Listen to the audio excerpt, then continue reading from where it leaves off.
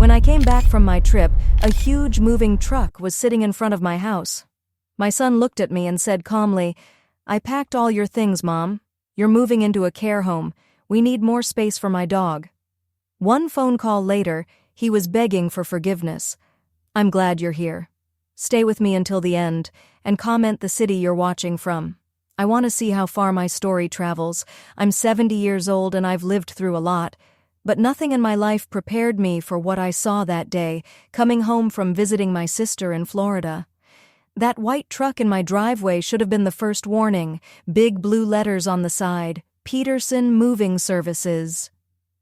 I sat in my old Honda, staring in disbelief. I'd been gone for 2 months, helping my sister Eleanor recover from hip surgery, cooking, cleaning, helping her walk again.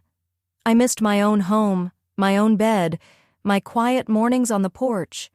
But she needed me. That's what family does for each other. Or so I thought. When I finally stepped out of the car, my hands were shaking. My son, Randall, walked out of the front door carrying a box. Behind him came his wife, Nola, holding what looked like my best china. "Randall," I called. "What's going on?"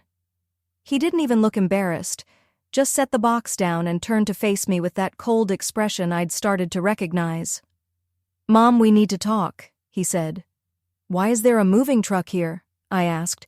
I already knew the answer deep down. I just didn't want to believe it.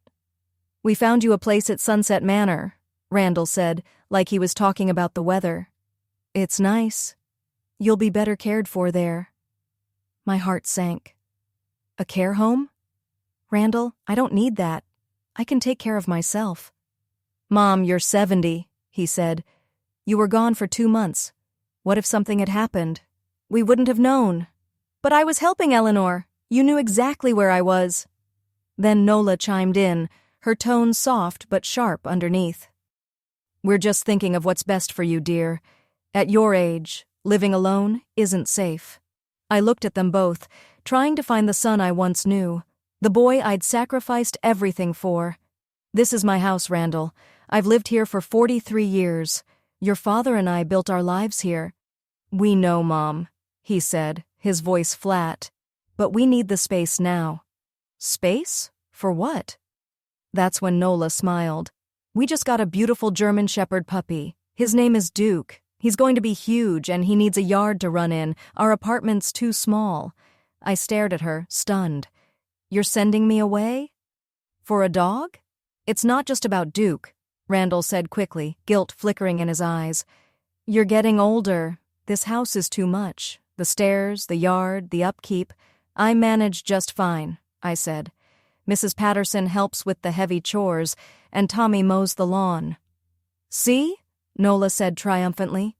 "You already need help with everything." I looked around. My rose bushes were in full bloom.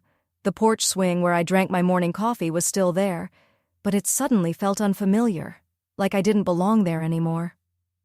"How long have you been planning this?" I asked quietly. Randall shifted his weight. "We talked about it while you were gone. It just makes sense." "You went through my house while I was away?"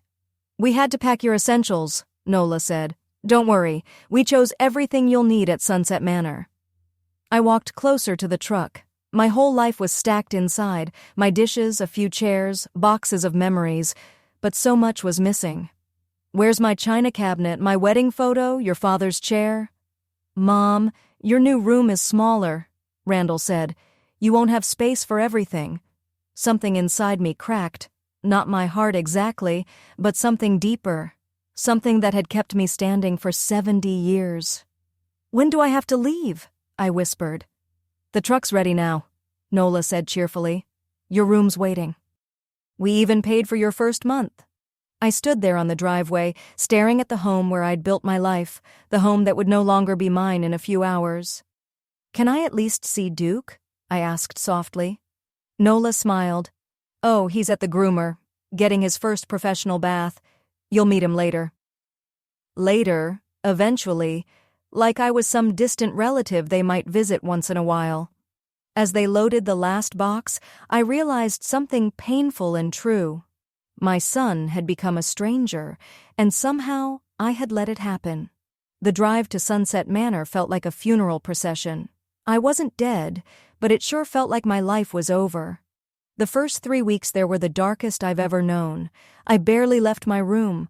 I survived on the bland meals they slid through my door and spent hours staring out the window at the parking lot below. Everything hurt. My back from the hard bed, my heart from the betrayal, and my soul from the emptiness that followed. The other residents tried to include me. Bingo, craft time, movie nights, but I couldn't bring myself to care. What was the point? My own son had sent me away like I was nothing. Then, one afternoon, everything changed. It was 2 p.m. I was still in my nightgown, staring at the same gray sky. The door opened, and in came a woman about my age, dragging a large suitcase behind her. Silver hair in a perfect bun, eyes sharp and determined. "Well," she said, scanning the small room with its 2 narrow beds, "looks like we're roommates. I'm Margaret Sullivan." I managed a weak smile. Beulah Henderson. Margaret set her suitcase on the bed and studied me closely.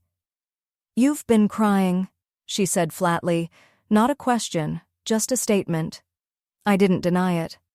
"My son put me here," I said quietly.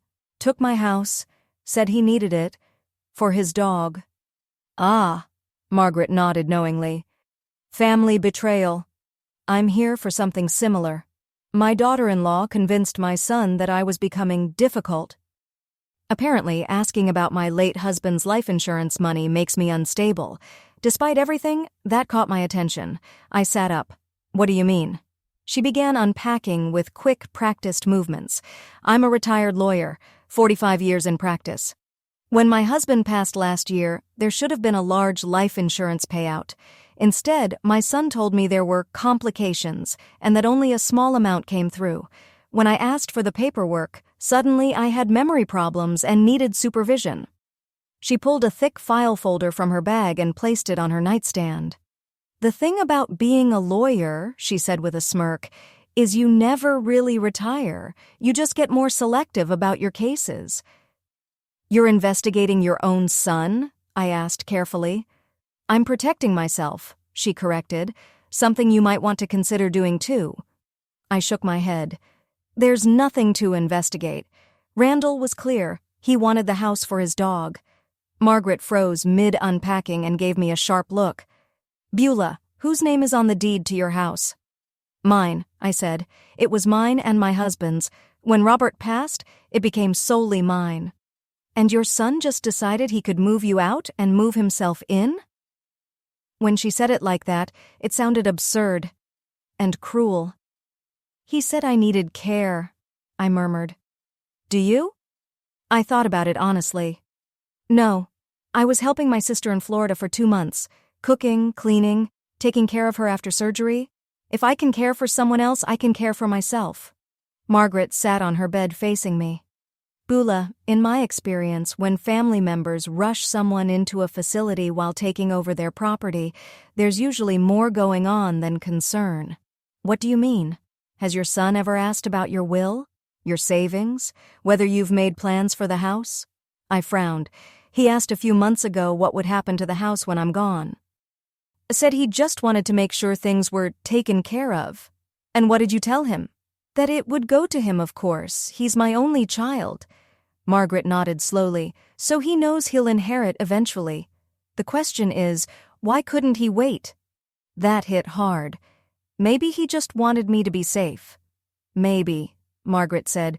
"Or maybe he wanted the house now while he could enjoy it. How old is your son?" 48. "Old enough to build his own life.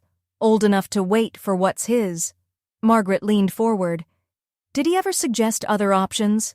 Moving in with you, hiring a home nurse, installing a safety system?"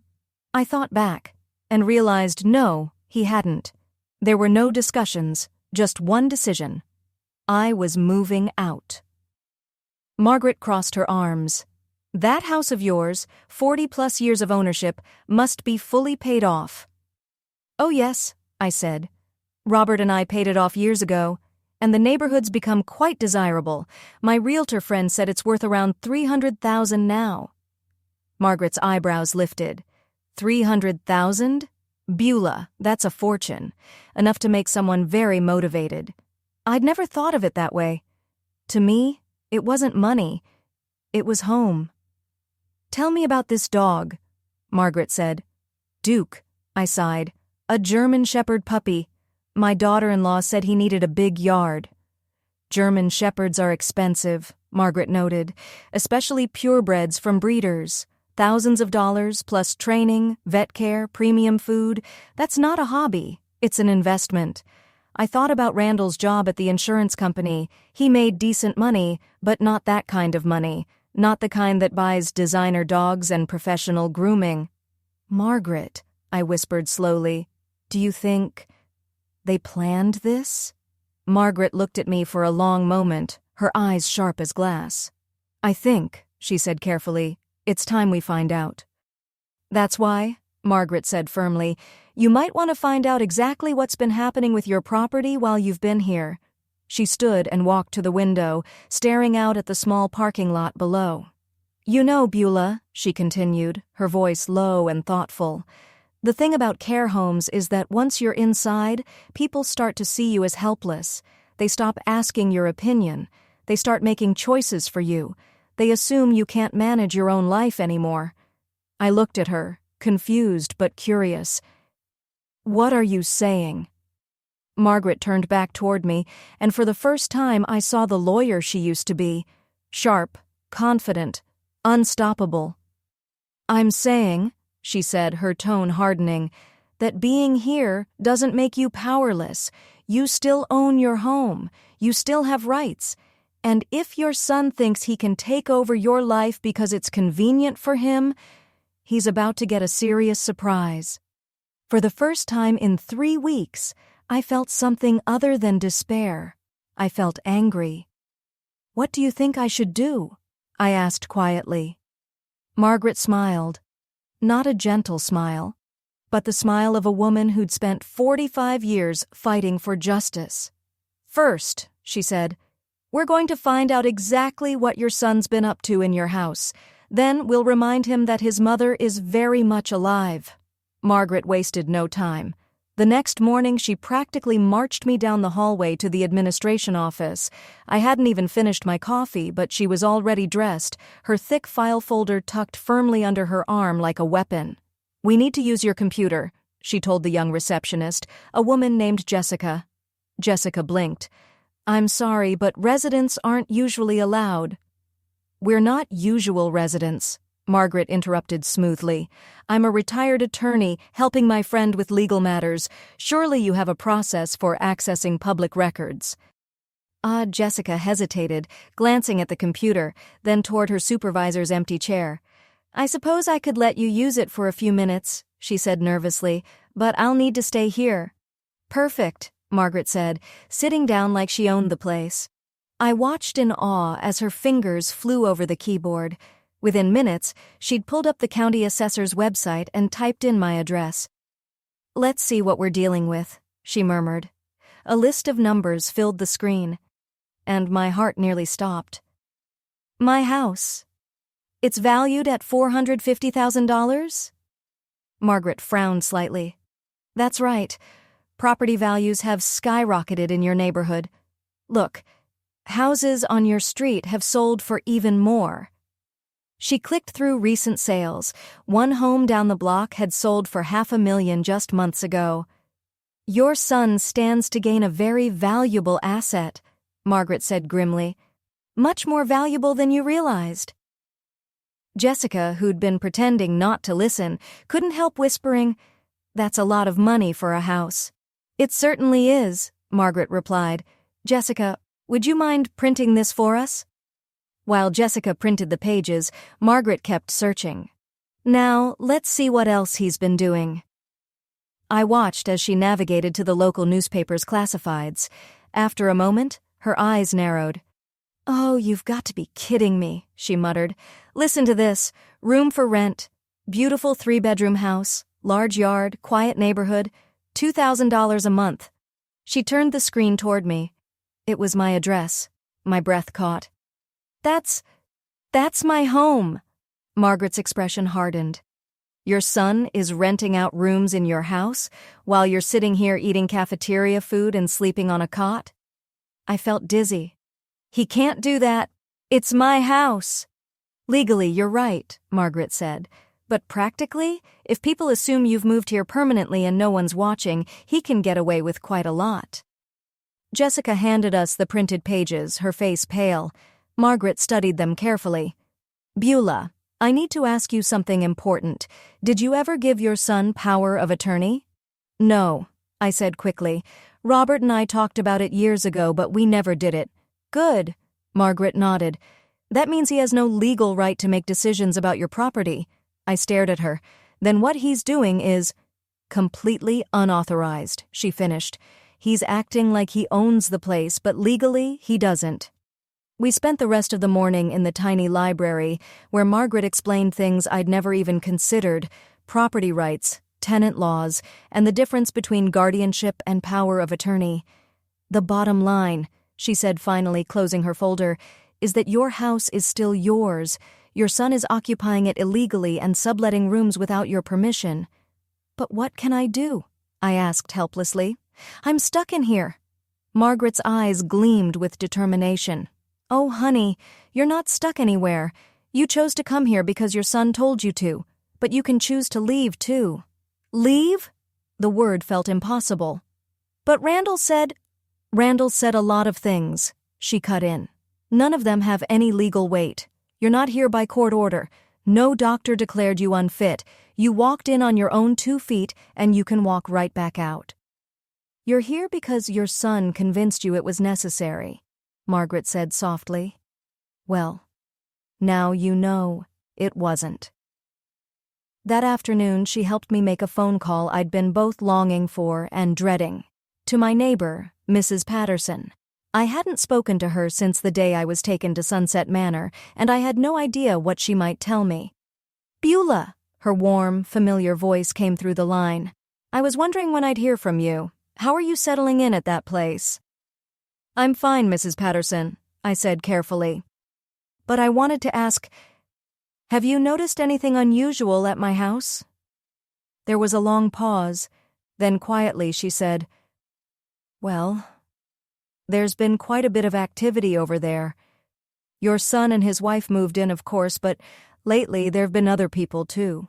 Strangers, coming and going at all hours. My grip tightened around the phone. What kind of strangers? Young ones. College age, maybe. They've been hauling in boxes, furniture, and that dog of theirs barks through the night. I've had to close my windows because of the noise.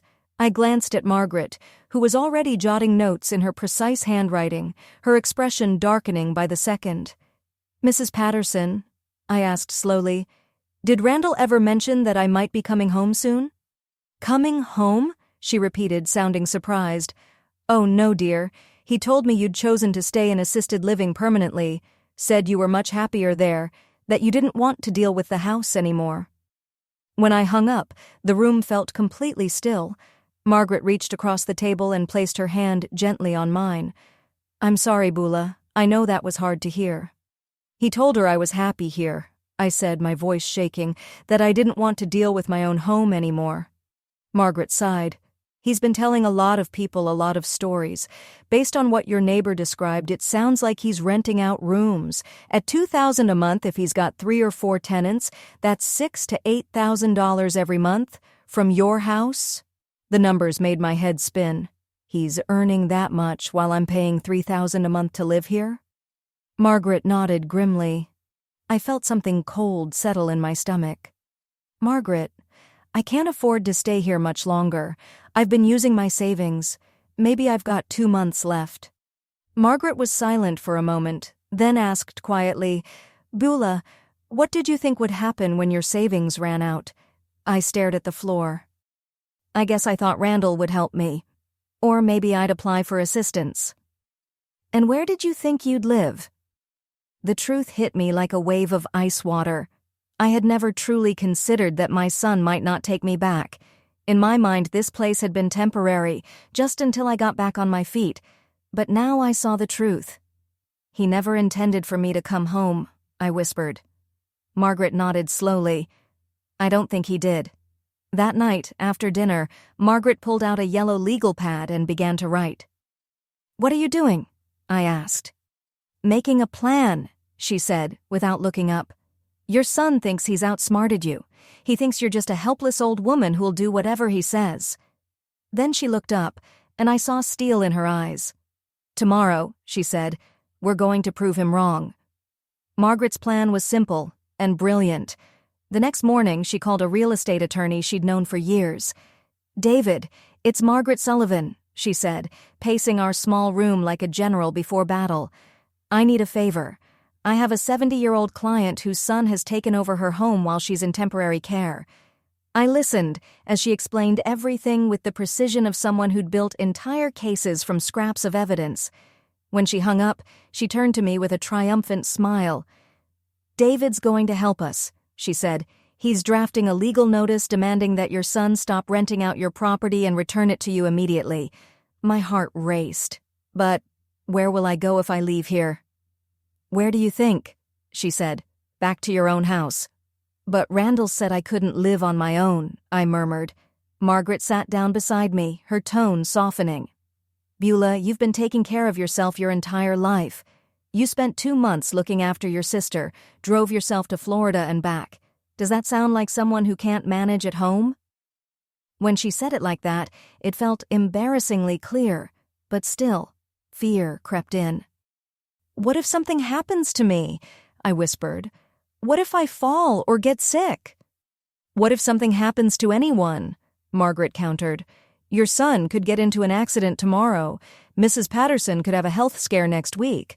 Living alone doesn't mean living in danger, and being surrounded by people doesn't guarantee safety." Her words stayed with me for the rest of the day. That afternoon, we took what Margaret called a field trip. Her attorney friend, David, had arranged to pick us up and drive us by my house. I hadn't seen it since the day Randall moved me out. As we turned onto my street, my heart pounded so hard I could barely breathe. The first thing I saw were the cars, 4 in the driveway, 2 parked along the curb, and every single one of them was a reminder that strangers were living in my home, while I was paying to be locked away. David pulled over across the street, and the 3 of us sat quietly in the car, watching. "That's a lot of cars for a family of 2 and a dog," Margaret said dryly. A moment later, the front door opened. A young man stepped out carrying a laundry basket and walked around to the backyard, where my old clothesline sagged under a load of unfamiliar clothes. "He's using my clothesline," I said, feeling an unexpected wave of violation. "That's the least of it," David muttered. He had his phone out, taking pictures. "Margaret told me what's been going on, but seeing it like this, your son's turned your home into a boarding house."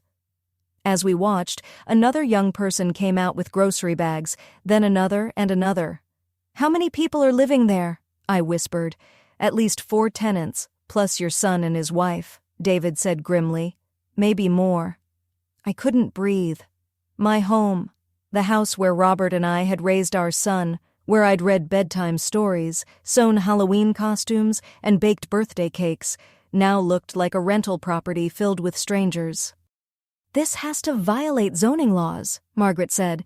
"Single-family homes aren't meant for this." David nodded.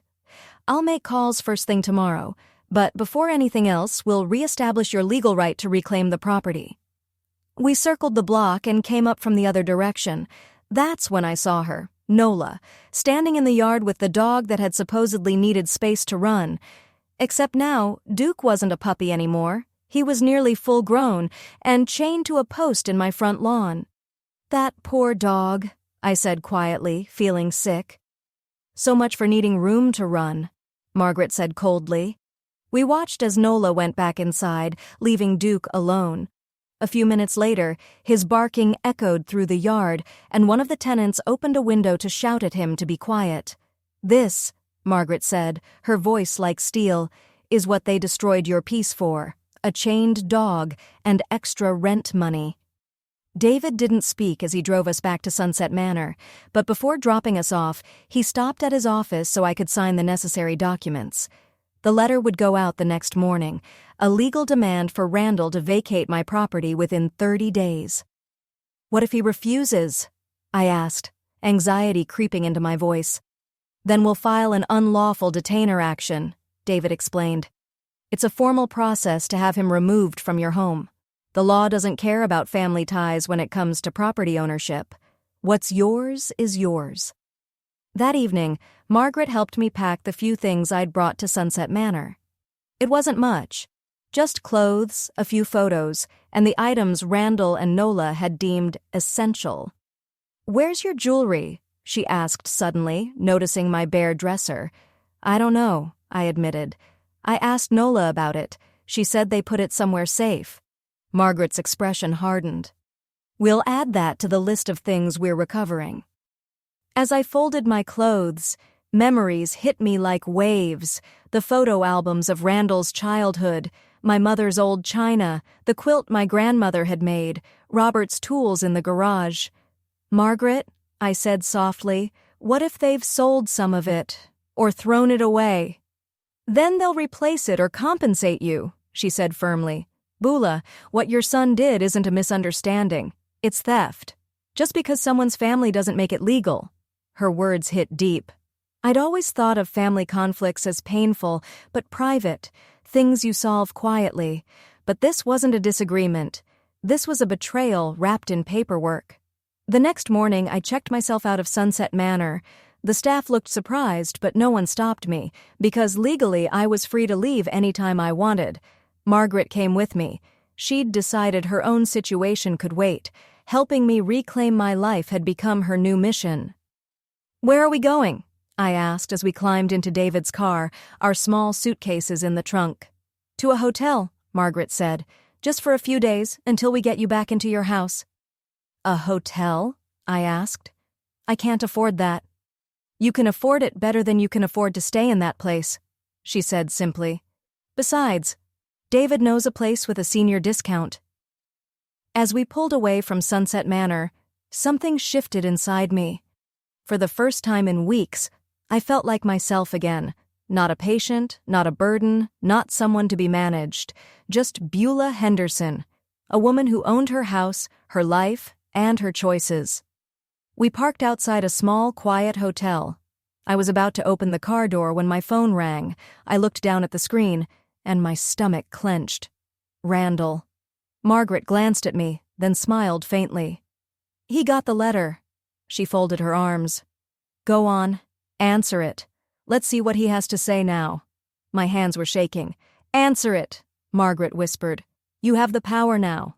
I pressed accept with a trembling finger. "Hello, Randall." "Mom, what is this?" He exploded. His voice was sharp, angry. Nothing like the calm, patronizing tone he'd used when he'd sent me away. "Some lawyer just served me papers saying I have to move out of your house. This is insane." "It's my house, Randall," I said evenly. "I never gave you permission to rent it out." "You're in a care home, Mom. You don't need the house anymore." "I'm not in a care home anymore," I said firmly. "I checked myself out this morning." There was a long silence. When he spoke again, his voice had changed, no longer angry, but nervous. "Mom, you can't just leave like that. You need supervision. You could get hurt." "I've been taking care of myself for 70 years, Randall," I said. "I think I can handle it." "Where are you staying?" he demanded. "You can't go back to the house. There are people living there now." "I know exactly who's living there," I said quietly. 4 renters paying you $2,000 each, plus you and Nola. That's $8,000 a month you've been collecting from my property." There was another silence, heavier this time. "Mom, listen, we can work this out," he said quickly. "You don't understand the situation. Then explain it to me." He took a deep breath. "The house needed repairs. The roof was leaking, the furnace was going. We had to put money into it just to keep it from falling apart. The renters are helping cover the costs." Margaret, sitting beside me, scribbled a single word on her notepad and held it up. "Lies." "Randall," I said, "I had the roof repaired 2 years ago, and the furnace was serviced before I left for Florida." "Well, there were other issues," he stammered. "And anyway, the renters are college students. We were just helping them find housing." "While helping yourselves to $8,000 a month," I said bitterly. It's not that simple, he shot back. Mom, you have no idea how expensive life is right now. Nola lost her job, my hours got cut at work. We needed the extra income. For a second, I felt a flicker of sympathy. My son was struggling, and I understood struggle, but then I remembered the nursing home bills, the lies, the way he'd dismissed me like I didn't matter. So, you decided to fix your financial problems by taking my home? I didn't take anything, he said. You're my mother. When you pass, the house comes to me anyway. I'm just managing it early. That last sentence took the breath right out of me. When I pass, I repeated quietly. Randall, I'm not gone, I'm not even sick. But you're old, Mom, he said bluntly. You could. You know, anything could happen. A heart issue, an accident. At least this way, I'm making sure the house is looked after. Before I could speak, Margaret snatched the phone from my hand. This is Margaret Sullivan, she said crisply, Mrs. Henderson's legal advisor. Who are you? Randall snapped. I'm a retired attorney, Margaret said, her voice steady as iron. And I've seen plenty of sons try to take advantage of their parents. You're not the first, and you won't be the last. You have 30 days to vacate the property and return all of your mother's belongings, as outlined in the legal notice. This isn't your business, Randall shouted. It became my business, she said calmly, the moment your mother asked for help. You can cooperate voluntarily, or we'll let the court handle it. Your choice. She handed the phone back to me. Randall was still raging. Mom, you can't let some stranger turn you against your own family. My family did that themselves, I said quietly. Margaret's just helping me stand up for myself. This is ridiculous, he said. You can't throw us out. We'll have nowhere to go. You threw me out, Randall, for a dog. I paused, then added, a dog that's now chained in my front yard. Duke deserves better, just like I do. I could hear Nola's voice in the background, high and panicked. Then Randall came back on the line. Mom, please, let's meet and talk about this, just you and me, no lawyers. Margaret was already shaking her head, mouthing, don't do it. But a part of me needed to face him, not for closure, but for truth. Fine, I said at last. Tomorrow morning, 10 o'clock, at Denny's on Route 9. Good, he said quickly. And Mom, don't bring the lawyer. When I hung up, Margaret looked at me with open frustration. Bula, that man is going to try to manipulate you. I know, I said softly. But I need to look my son in the eye. Maybe he'll finally understand what he's done. And if he doesn't, at least I'll know I tried. The next morning, I arrived at Denny's 15 minutes early and chose a booth where I could see the parking lot. Margaret had wanted to come, but I'd insisted on going alone. Some conversations, even the hardest ones, need to happen between a mother and her child. Randall's car pulled in exactly on time, but he didn't come inside right away. I watched through the window as he sat in the driver's seat, talking on his phone for several minutes, probably to Nola, rehearsing his story. When he finally entered, I almost didn't recognize him. His hair was unkempt, his clothes wrinkled. The confident man who'd once thrown me out of my own home now looked exhausted, like someone who hadn't slept in days. Hi, Mom, Randall said, sliding into the booth across from me. Hello, Randall. For a moment, we just sat there, studying each other across the table. This was my son, the baby I'd rocked through long nights of fever, the boy I'd cheered for at Little League games, the young man I'd proudly watched graduate college. When had he become such a stranger? Mom, I'm sorry, he said finally. I know this whole thing has been hard on you. Hard on me? I kept my voice steady.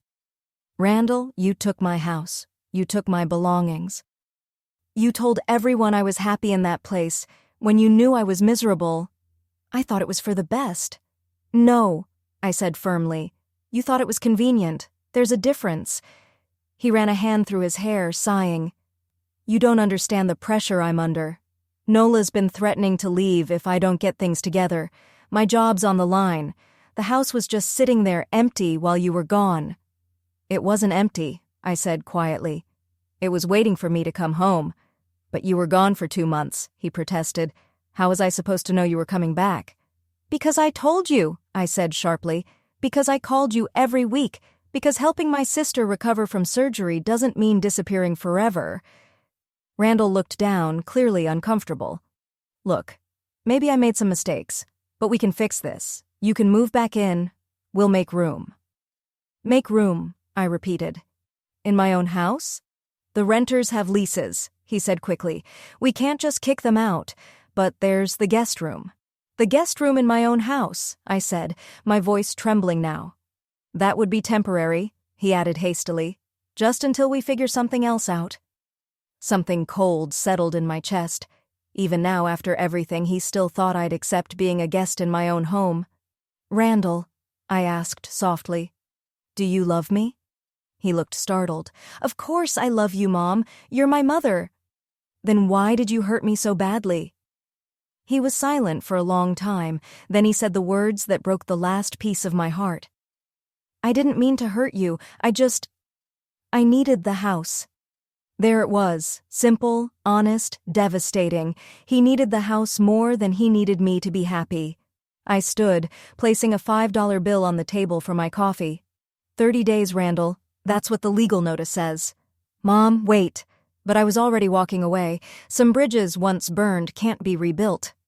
As I reached the door, I heard him call after me, Mom, please, I'm begging you. But it was too late for begging. It was time for consequences. The next 30 days passed like a storm clearing.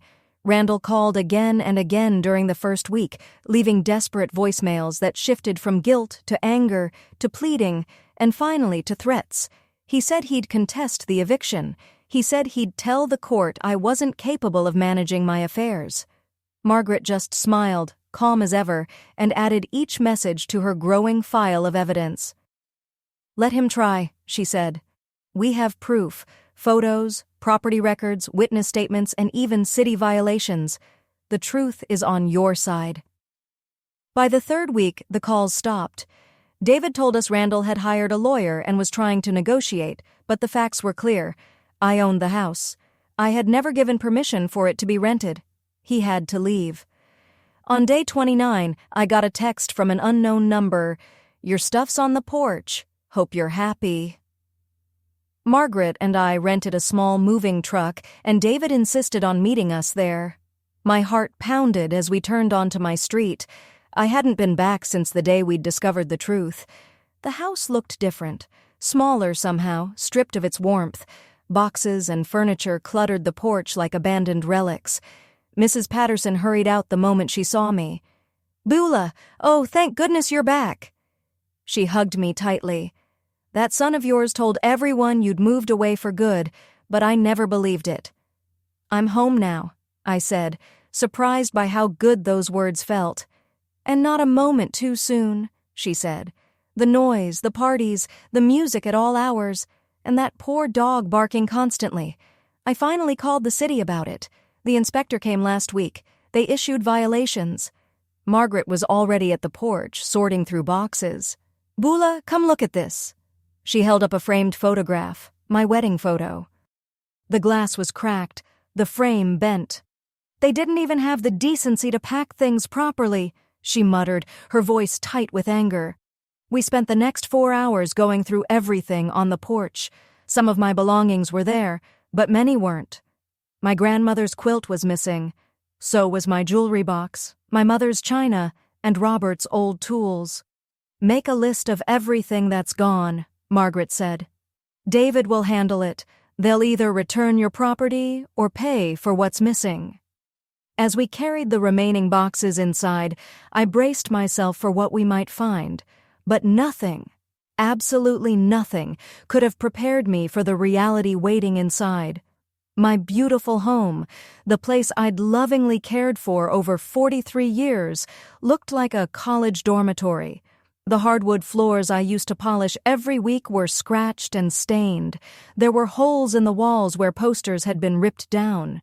My kitchen counters were scorched and chipped, and the living room, where Robert and I had once spent quiet evenings reading together, now had a makeshift bar built against the wall.